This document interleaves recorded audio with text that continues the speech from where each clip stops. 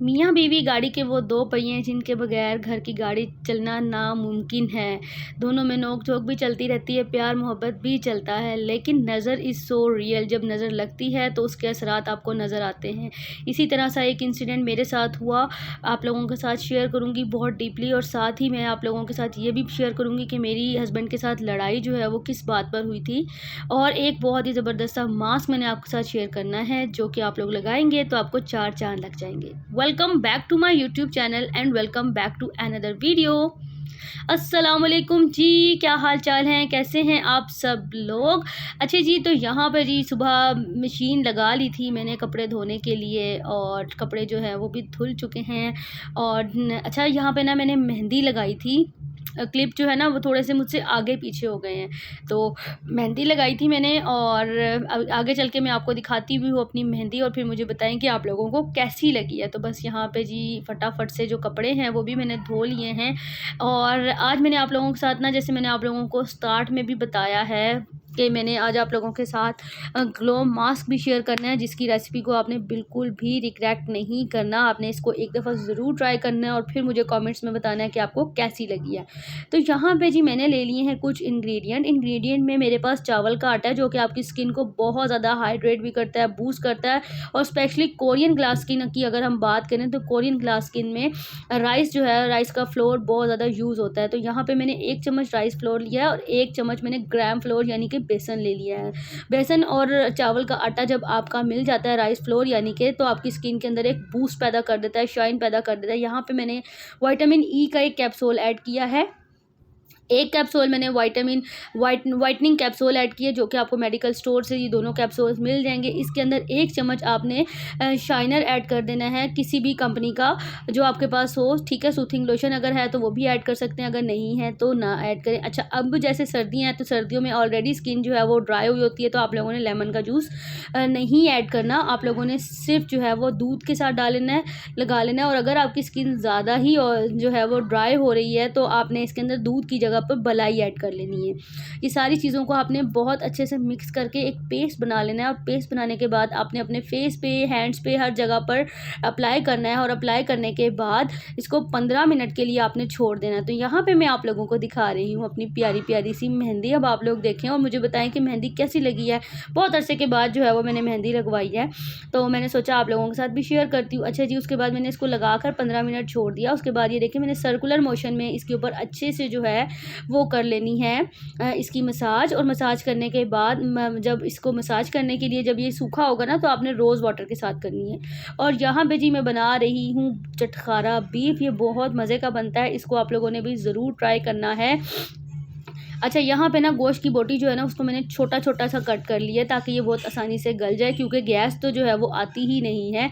अच्छा, ये जो है ना मास्क से अगले दिन की वीडियो, यहाँ पे आप लोग देखें तो मेहंदी जो है वो मेरी हल्की हो चुकी है। ये उसी दिन की वीडियो जिस दिन मैंने कपड़े धोए थे। तो कपड़े धोने के बाद तो आपको पता है मेहंदी जितनी मर्ज़ी अच्छी लगी वो हल्की हो जाती है और फीकी पड़ जाती है। खैर, यहाँ पे जो स्पाइसेस मैंने लिए हैं, इसमें लिया मैंने नमक, गरम मसाला, सूखा धनिया, अजवाइन, ज़ीरा, और साथ ही मैंने इसके अंदर घी ऐड कर देना है। हुण तुसी मेरे कुकर नूं नहीं वेखना, सिलेंडर पे पका के इसकी कंडीशन जो है वो ऐसी हो चुकी है। सिलेंडर के ऊपर मैंने इसको रख दिया और अब ये पकता रहेगा। इतनी देर में मैंने प्याज ली है, प्याज के अनियंस को मैंने स्लाइस किया। ये बहुत तेज़ प्याज थी, इसलिए मैंने इसको पानी के अंदर ऐड कर दिया। पानी को ऐड करने के बाद मैंने इसको इस तरह से लच्छे जो है इसके अलग अलग कर दिए, ताकि ये इसकी जो करवाहट है वो निकल जाए। और आगे जाके हमने इसके साथ क्या करना है वो भी मैं आप लोगों के साथ शेयर करती हूँ। तो रेसिपी शेयर करने का ये है कि जी आप आगे आ रही है रमज़ान, और रमज़ान के बाद ईद, तो आपने इस रेसिपी को ज़रूर ट्राई करना है। अच्छा जी, जब ये गोश्त गल गया तो मैंने इसको पैन के अंदर शिफ्ट किया, और इसके अंदर मैंने 2 अदद लेमन जो है उसको निचोड़ दिया। निचोड़ने के बाद अब ये जो जितना है इसको अच्छे से भुनाई कर लूँगी मैं, और भुनाई करने के बाद मैंने इसके अंदर ये प्याज डाली है। और यहाँ पे अगर आप लोग चाहें तो इसमें अनियन के साथ ही, जिस टाइम कोयले का अगर आप लोग धुआं दे देते हैं ना, तो इसको 4 चाँद लग जाएंगे इसके टेस्ट को। ऐसा लगेगा कि पता नहीं आप कोई बहुत ही चटखारेदार चीज़ खा रहे हैं। बहुत मज़े का बनता है, बहुत स्पाइसी सा होता है। और खमीरी रोटी के साथ खाएं तो फिर तो बहुत ही ज़्यादा मज़ा आता है इसको खाने में। तो अब मैं आप लोगों को बताती हूँ कि असल में हुआ क्या था। वीडियो को आप लोगों ने स्किप बिल्कुल नहीं करना। जो लोग न्यू आए हैं वो चैनल को सब्सक्राइब कर दीजिएगा। अच्छा जी, अब हुआ ये कि आज से 2 साल पहले की बात है, 2 से ढाई साल पहले की बात है कि हम लोगों ने ना एक जगह पर शादी पे जाना था।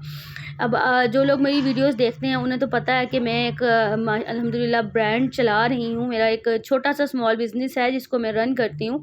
तो ज्वेलरी वगैरह इस तरह की जो चीज़ें हैं वो मैं जब भी कोई फंक्शन होता है तो अपने लिए बना लेती हूँ। पहले मुझे ज्वेलरी का इतना शौक नहीं था, लेकिन अब मुझे ज्वेलरी का बहुत शौक है। तो जब भी मुझे कहीं जाना होता है ना, तो 1-2 दिन पहले बैठ के तो मैं ज्वेलरी जो है ना वो बना लेती हूँ।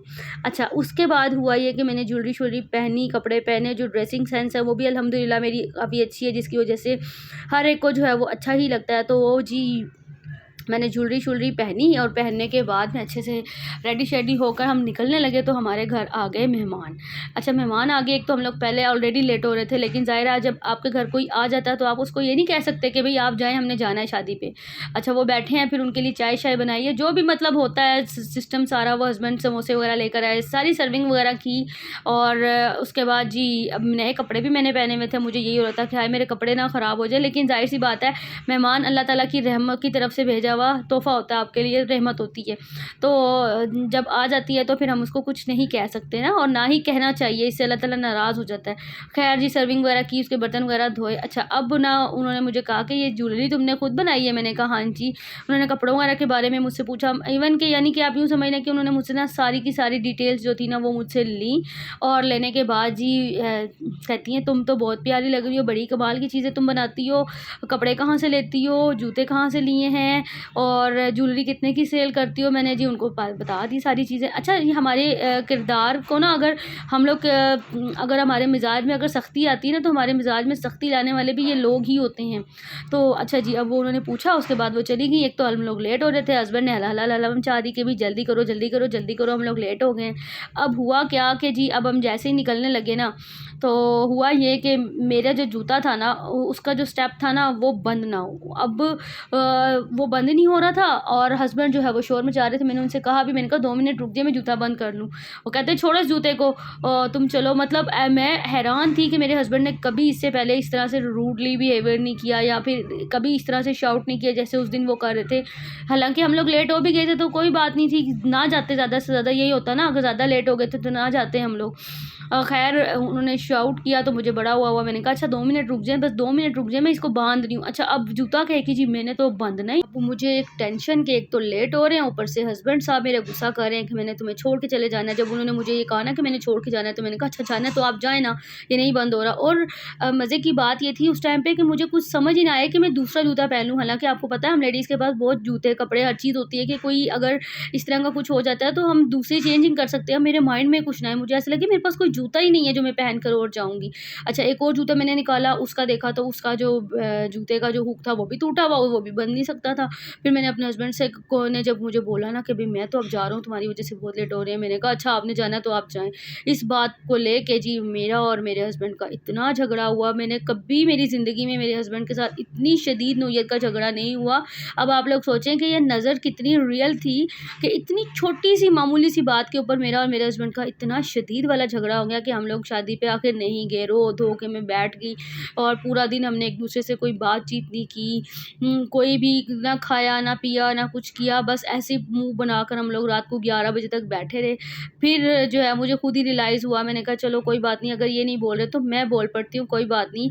मैं अपने हस्बैंड से बात करती हूँ। मैंने उनसे कहा कि आपको अगर मेरी वज़ह से कोई हर्ट हुआ है तो आई एम सो सॉरी। कहते हैं कि नहीं, मुझे खुद पता नहीं चला कि मुझे उस वक़्त इतना गुस्सा क्यों आ गया। हालाँकि मैंने आपको बताया ना, मेरे हस्बैंड कभी भी इतनी जल्दी इस तरह की चीज़ों के ऊपर रिएक्ट नहीं करते, लेकिन उस दिन तो उनको पता ही नहीं क्या हो गया, क्या नहीं हुआ, इतना शदीद हम लोगों का झगड़ा हो गया। और उस सिचुएशन को मैं आप लोगों को बताऊँ कि मैंने हैंडल किस तरह से किया, मैंने हैंडल इस तरह से किया कि मैं खामोश रही। उस टाइम पे हम लोगों का जो होना था वो तो हो गया, लेकिन मैंने फिर पहल की। देखिए, मियाँ-बीवी का रिश्ता ऐसा होता है कि आपको उनमें से किसी ना एक किसी को जो है वो पहल करनी पड़ती है, तभी आप लोगों का रिश्ता चलता है। फिर ख़ैर उन्होंने नमाज़ वग़ैरह पढ़ने के बाद इशा की खुद पे भी दम किया, मुझे भी दम किया, और दम करने के बाद जी हमारा जो मूड शूट था वो ख़राब ही था। फिर मैंने अपने हस्बैंड से बोला कि अच्छा कोई बात नहीं, आज हम नहीं जा सके, हम उनको कोई ना कोई बहाना कर देंगे या माज़रत कर देंगे और हम फिर कल चले जाएँगे। तो फिर हम लोग नेक्स्ट डे जो है वो वलीमे पर हम लोगों ने शिरकत की थी, फिर बारात के फ़ंक्शन पर हम लोग नहीं गए। बताने का मकसद ये है कि जब आपको नज़र लग जाती है ना, तो आप लोगों की बहुत शदीद किस्म की जो है ना वो इस तरह से हो सकता है। अब अगर मैं उस टाइम पे कुछ ज़्यादा ओवर रिएक्ट कर लेती, जब हस्बैंड मेरे जो है वो शाउट कर रहे थे या गुस्सा कर रहे थे, अगर मैं उस टाइम पे रिएक्ट करती तो हमारा मामला ज़्यादा ख़राब हो जाता। लेकिन उस वक़्त मैंने चुप रहने में ही आफ़ियत समझी थी। तो ख़ैर यहाँ पे जी मैं बना रही थी कबाब शामी, और ये जो खाना मैंने बनाया था ये दावत के लिए किया था। घर पर जो है वो गेस्ट आए थे, उनके लिए मैंने ये सारा खाना जो है वो बनाया था।